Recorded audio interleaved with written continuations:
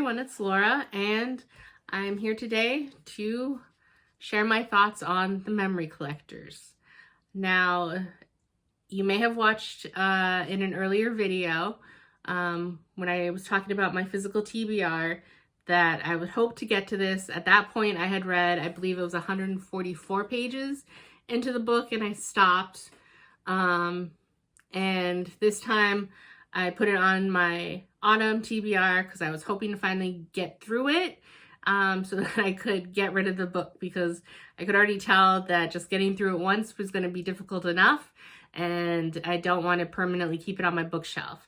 So luckily for me, it was on Everend, so I listened to it in audiobook form, and I kept changing the speed to increase it so that it would get over fast. And this is a clear-cut situation to me of where I think I like the concept and idea of the story more than the actual story. Because this book is about, I forget what her last name is, but Evelyn, and how she has the ability to feel emotions that are attached to objects. So for instance, if you have a favorite childhood toy, she could touch it and she could pick up your happiness and pure glee of childhood from touching that toy.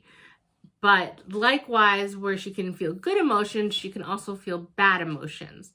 And there is a tragic story to her family and her past that proves how dangerous those bad emotional objects can be and can affect people. And so she's basically lived her life in fear. And as an adult, I believe she's 22 or 23 in this story. And she can't work normal jobs because it talks about at one point she worked at a pizza place, and it was a family-owned place, and the marital discord and animosity between the husband and wife owners permeated everything in the kitchen. And so when she even had to just pick up the phone to take phone orders, it almost made her sick. And so she didn't last very long there. So she's kind of made her living by dumpster diving and finding some of these relics and these objects, these random objects that can be overlooked by a normal person, and she sells them at a Chinese night market. And then during the winter, she says she sells them at a flea market, but she doesn't get as much money there. She rents out a table from a couple at a Chinese night market, and they always sell pretty good. But it is basically like an everyday thing. She's dumpster diving, trying to find these things and then sell them. And she does her best to sell only items with good memories, but she doesn't always. Like unfortunately, one of the people that she's selling to at the beginning is invested in buying objects that are shameful. And that kind of leads her to some issues. And so then she goes back and she lives in an apartment that is basically stripped of anything that could have memories to it. So she basically has like a mattress on the ground with clean, untainted, she calls these memories attached to items stains because of her awful past with them. She called them stained. So she lives in an apartment without any stained items. The items that she does get from dumpster diving that she hopes to sell, she stores them in like a basement of her building in a locked up closet type thing to keep them away from her. She touches them only through cotton gloves. She wears a mask, that type of thing.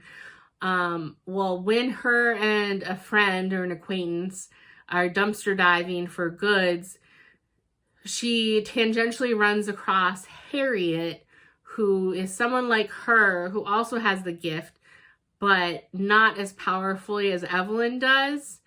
And Harriet is kind of the polar opposite of Evelyn, where she's basically a hoarder of these bright objects, as she calls them, because she finds them fascinating, and she has a hoarder-like mentality that if she gets any emotional feeling from it, she has to collect it, and she hoards it up in her apartment.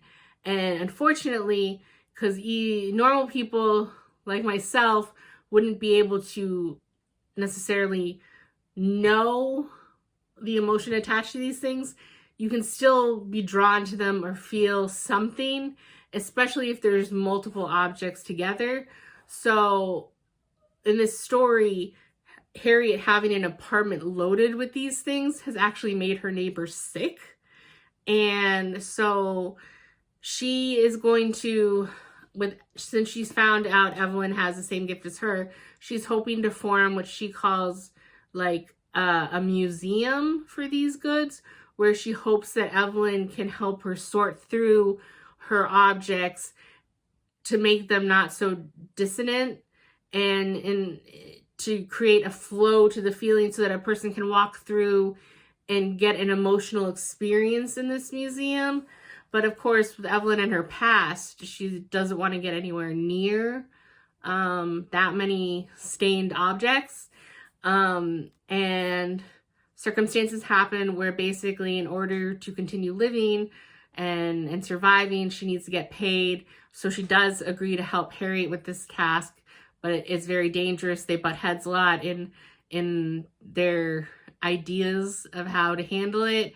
Because, you know, Harriet says that the reason Evelyn is so sensitive and everything is because she's so isolated and wears the mask and wears the gloves and everything. And so she needs to expose herself more to the bright objects in order to not be as adversely affected by them. So I like the idea of people with this gift and being able to read objects and everything, but I didn't like it so much in this connotation, because it was more about Evelyn's family history and the tragedy of her past. And then as you get deeper into the book, Harriet also has her own secrets and family issues that you discover. And then Evelyn has a sister, Noemi, Noemi, so Noemi. I hated her sister. Evelyn was so bent on keeping everyone else in her life at arm's length and trying to keep herself clean and unstained. And then just the stuff that she's willing to go through for her sister, when time and time again her sister seems just untrustworthy and annoying. And maybe it's just because I don't have siblings that I can't necessarily understand that urge of an older sister to just do whatever they can for a younger sister. But I mean, there are certain parts in here where Evelyn, it's clear she's in emotional distress, and her sister Noemi just keeps pushing her and poking at her.